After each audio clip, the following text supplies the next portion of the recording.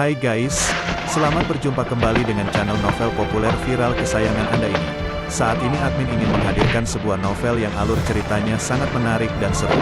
Novel ini berjudul Kaisar Agung Seni Bela Diri. Sebelum mengikuti keseruan ceritanya, mohon bantuan kalian untuk subscribe, like, dan share video-video yang ada di channel ini. Selamat menikmati.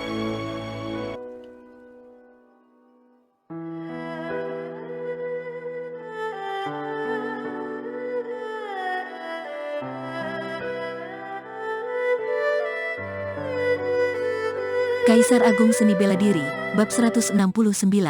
Segel tungku, angin dan pasir beterbangan. Kota terpencil terletak di tengah gurun seperti kota yang terbuat dari baja, bagaikan binatang purba yang sedang tertidur nyenyak dan mencengangkan sekitarnya. Kota ini adalah salah satu titik perdagangan terbesar di negara bagian Tanah Langit. Kultivator seni bela diri yang tak terhitung jumlahnya datang dari 6 provinsi dan 13 kabupaten. Mereka berkumpul di sini untuk pergi ke gurun dan memburu binatang iblis. Kemudian, menggunakan bahan-bahan di tubuh binatang iblis untuk ditukarkan di kota terpencil, dengan berbagai sumber daya yang mereka butuhkan. Jadi, kota terpencil bukan hanya memiliki banyak bahan binatang iblis, tetapi juga memiliki berbagai sumber daya dan benda berharga lainnya. Asalkan seseorang cukup kaya dan mampu membelinya. Berbagai kekuatan berkumpul di sini, ada yang baik maupun yang jahat. 4 perkumpulan terbesar belum mendirikan cabang di sini. Luo Xiu yang ingin membeli sebuah tungku peringkat bumi, tidak bisa pergi ke Persatuan Master Penempaan, sehingga hanya bisa membelinya di toko dengan berbagai kekuatan yang ada di sini. Bisnis keluarga Fan dan 10 keluarga terhebat yang terletak di jalan pusat sangatlah makmur di kota terpencil. Berbagai barang langka bisa dibeli oleh semua orang, asalkan memiliki batu vitalitas yang cukup. Bahkan, jika tidak memiliki stok, mereka juga dapat mengirim apa yang pembelinya butuhkan secepat mungkin, lewat saluran mereka sendiri. Luo Xiu memang bisa meminta bantuan Master Lu untuk membuatkan sebuah tungku. Namun, dia merasa itu tidak diperlukan, karena hanya sedikit pil yang berada di bawah tingkat ke-9, yang memerlukan tungku khusus untuk bisa dimurnikan. Kebanyakan pil tidak perlu dimurnikan dengan tungku khusus. Suara berisik datang dari depan ketika Luo Xiu berada di jalan pusat. Ratusan orang berkumpul di alun-alun terbuka dan menatap proyeksi di dinding yang menjulang tinggi. Acara lelang kota terpencil, di bagian atas proyeksi adalah beberapa huruf besar yang menarik perhatian semua orang. Acara lelang yang diadakan oleh rumah lelang adalah hal paling umum di dunia kultivator seni bela diri. Sebab, melalui cara penawaran, harta karun mereka bisa dijual dengan harga tertinggi.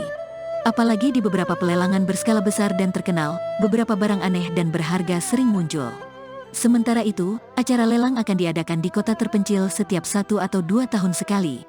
Acara ini cukup terkenal di negara bagian Tanah Langit. Pada saat ini, Luo Xiu melihat proyeksi yang memperlihatkan beberapa benda yang akan muncul saat pelelangan. Hal itu dilakukan untuk menarik perhatian, supaya makin banyak kultivator seni bela diri yang datang ke acara tersebut. Luo Xiu juga berjalan mendekat dan melihat proyeksi tersebut. Banyak benda yang diperlihatkan di sana, tetapi tidak ada rumput jiwa spiritual yang dibutuhkannya.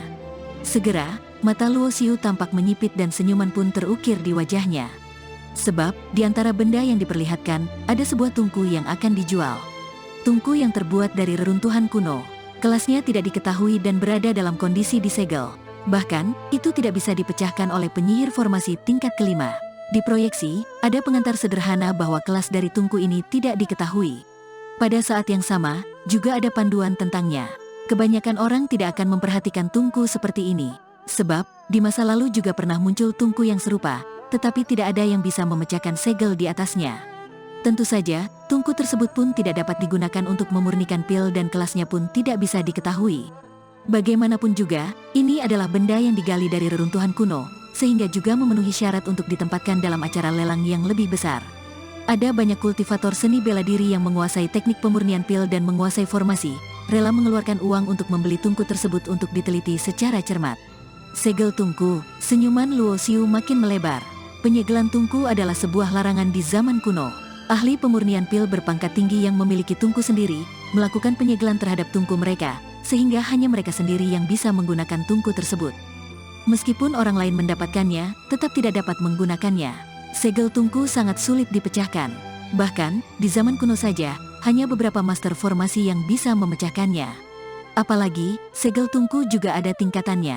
Makin tinggi tingkat segel tungku, akan makin sulit dipecahkan. Para ahli pemurnian pil berpangkat tinggi memiliki harga diri sendiri. Mereka tidak mengizinkan tungku pribadi mereka digunakan oleh orang lain. Itulah tujuan dari keberadaan segel tungku. Namun, dalam ingatan Luo Xiu yang berkaitan dengan pemurnian pil, ada sebuah cara mudah untuk memecahkan segel tungku, yaitu menggunakan kekuatan energi api. Api spiritual yang berasal dari energi api memiliki berbagai kekuatan misterius, yang kebetulan adalah musuh bebuyutan dari segel tungku. Ingatan pemurnian pil yang dimiliki oleh Luo Xiu didapatkan dari seorang master alkimia dari tingkat kaisar ke-9, yang pernah menggunakan api spiritual untuk memecahkan sebuah tungku yang disegel.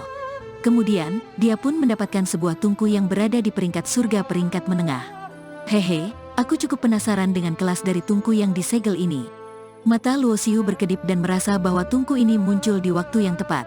Luo Xiu tengah membutuhkan sebuah tungku bagus dan tiba-tiba sebuah tungku pun muncul sendiri di hadapannya.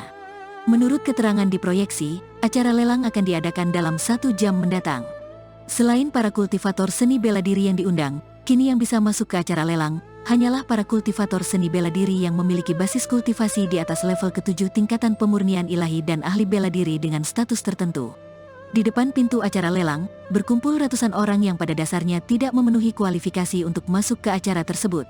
Tatapan mata mereka tertuju pada proyeksi. Begitu acara lelang dimulai, proyeksi akan menayangkan seluruh proses dari acara. Setiap kali kota terpencil mengadakan lelang, itu akan menjadi peristiwa yang menggemparkan seluruh kota. Luo Xiu membiarkan singa energi api emas dan Longming menunggu di luar kota, untuk mencegah terjadinya masalah yang tidak perlu. Bagaimanapun, singa energi api emas adalah binatang iblis kuno. Apabila mengendarainya masuk ke dalam kota, pasti akan menarik perhatian banyak orang. Luo Xiu mengeluarkan lencana ahli pemurnian pil tingkat ke-4 dan mengenakannya di depan dada. Kemudian berjalan menuju pintu acara pelelangan. Di depan pintu, dijaga oleh 2 pria parubaya dengan basis kultivasi pemurnian ilahi. Mereka langsung menghentikan semua orang yang berjalan kemari. Namun, ketika mereka memperhatikan lencana ahli pemurnian pil di dada Luo Xiu, raut wajah mereka langsung berubah dan berkata sambil tersenyum hormat, "Silakan masuk, Tuan." Adegan ini membuat kerumunan yang berkumpul di bawah proyeksi curiga dan mulai berdiskusi dengan suara rendah. Siapa pemuda berjubah hitam barusan? Sepertinya dia memiliki lencana ahli pemurnian pil, seorang ahli yang begitu muda. Tapi, dia terlihat asing. Seharusnya bukan orang dari kota terpencil. Luo Xiu mengabaikan diskusi mereka dan langsung melangkah ke rumah lelang yang didekorasi secara mewah. Ruang di dalam rumah lelang sangat besar. Di tengahnya ada aula yang bisa menampung ribuan orang. Di sekitarnya, ada proyeksi yang memperlihatkan semua daftar barang berharga yang akan muncul saat pelelangan. Ketika Luo Xiu masuk, kursi di aula sudah ramai. Beberapa orang datang untuk melelangkan benda, sementara yang lain hanya ingin menonton acara lelang. Luo Xiu tidak menggunakan indera spiritual untuk menyelidiki, melainkan dengan penglihatan kehidupan. Dia dapat memastikan bahwa basis kultivasi terendah dari ribuan orang yang berada di aula adalah level ke-3 tingkatan pemurnian ilahi. Selain itu, ada belasan orang yang memiliki aura kuat. Mereka pasti sudah mencapai tingkat raja bela diri. Bahkan, di sebuah ruangan pribadi di lantai 2, Luo Xiu bisa merasakan sebuah aura samar, bagaikan seekor binatang buas yang sedang tertidur. Kemungkinan orang ini berada di tingkatan penguasa. Penemuan ini membuat Luo Xiu menjadi lebih berhati-hati. Apabila dia menunjukkan kemampuannya saat ini, memang bukan masalah untuk melawan ahli tingkat raja bela diri. Namun, dia pasti akan mati melawan penguasa bela diri. Ahli tingkatan penguasa yang terlemah pun dapat membunuh Luo Xiu dalam satu serangan. Dia bahkan tidak akan sempat menggunakan jiwa kekalnya. Di sebuah sudut yang tidak mencolok, Luo Xiu duduk dan memejamkan mata untuk menunggu acara lelang dimulai. Dang, seiring terdengarnya bunyi bel, kerumunan yang awalnya berisik di aula, sontak menjadi sunyi. Semua mata tertuju pada panggung tinggi yang didirikan di tengah aula lelang. Seberkas cahaya jatuh dan menyelimuti panggung tersebut. Seorang pria tua berpakaian mewah muncul di panggung dengan senyuman lebar. Ribuan tatapan orang terfokus padanya. Hehe, pertama-tama selamat datang para hadirin di acara lelang kota terpencil. Aku tidak akan berbasa-basi lagi. Pelelangan secara resmi dimulai. Usai mengatakan itu, di depan sang pria, muncul sebuah cahaya yang menyilaukan mata di atas meja. Sebuah pedang panjang yang diukir menggunakan kristal perlahan muncul dan memancarkan aura dingin. Cahaya dingin yang menakutkan mengalir di bilah pedang. Pedang tersebut tiba-tiba muncul, tetapi tidak ada yang terkejut. Itu adalah formasi yang sudah diatur terlebih dahulu, untuk mengirimkan barang lelang secara langsung. Pedang es, terbuat dari es batu hitam berusia ribuan tahun. Pedang ini sudah mencapai tingkat fana tertinggi dan merupakan senjata perang yang diciptakan secara pribadi oleh Master Fan Suang dari kota terpencil. Pedang ini sangat cocok digunakan oleh kultivator seni bela diri yang memiliki teknik kultivasi air dan es. Harga dasar lelang adalah 6.000 batu vitalitas peringkat rendah. Melihat benda pertama yang dilelang, Luo Xiu sedikit terkejut, sebab yang biasanya muncul di awal lelang adalah benda dengan kelas terendah. Namun, ini adalah pedang tingkat fana tertinggi. Sangat jelas, skala pelelangan ini tidak kecil. Luo Xiu tentu tidak akan tertarik dengan pedang es, karena pedang gigi harimau yang ada di punggungnya adalah sebuah pedang peringkat bumi peringkat rendah. Kekuatannya tentu berada di atas senjata perang peringkat bumi peringkat menengah. Setelah sekitar 10 menit berlalu, pedang es pun dibeli oleh seorang pemuda ramping dengan harga 10.000 batu vitalitas dan wajahnya tampak sangat bersemangat. Selanjutnya, harta karun yang memesona mulai bermunculan, termasuk baju perang, senjata perang, seni bela diri, teknik kultivasi, ramuan spiritual, pil, jimat mantra, dan lain sebagainya. Banyak kultivator seni bela diri di aula yang bersemangat tinggi. Mereka saling bersaing harga dan suasana di aula sangat hidup. Sementara itu, pria tua yang membawakan acara juga tersenyum lebar karena puas dengan hasil yang disebabkan oleh harta karun. Luo Xiu masih menunggu di sudut dengan memejamkan matanya. Acara lelang umumnya terbagi menjadi 3 sesi. Sesi pertama biasanya melelangkan benda yang kurang berharga. Sesi kedua biasanya melelangkan benda yang harganya lumayan. Sementara itu, sesi ketiga akan melelangkan benda yang sangat langka. Sesi pertama acara lelang berlangsung sekitar setengah jam. Saat benda pertama di sesi kedua acara lelang muncul di panggung, para kultivator seni bela diri sontak bersemangat kembali. Antusiasme mereka membuat harga benda tersebut melonjak sangat tinggi. Bahkan, mata Luo Xiu tak kuasa menyipit karena hatinya tergerak. Di atas panggung, sang pria tua memegang sebuah slip gyo kuno dan senyuman misterius terukir di wajahnya. Teknik terbang peringkat 8, sayap api yang terbang, ujar sang pria tua pembawa acara sembari tertawa pelan. Bagi para kultivator seni bela diri yang basis kultivasinya telah mencapai tingkatan pemurnian ilahi ke atas, keterampilan gerakan sudah tidak berarti. Mereka kini membutuhkan keterampilan gerakan terbang di udara. Keterampilan ini termasuk dalam kategori keterampilan gerakan seni bela diri. Makin tinggi kelasnya, akan makin cepat kecepatannya. Itu bisa menjadi kunci penting dalam pertempuran intens antar para ahli. Di negara bagian tanah langit, peringkat 8 seni bela diri sudah merupakan tingkat teratas. Namun, di sini, malah muncul teknik terbang peringkat 8, menyebabkan kehebohan di aula dan membuat makin banyak orang bersemangat.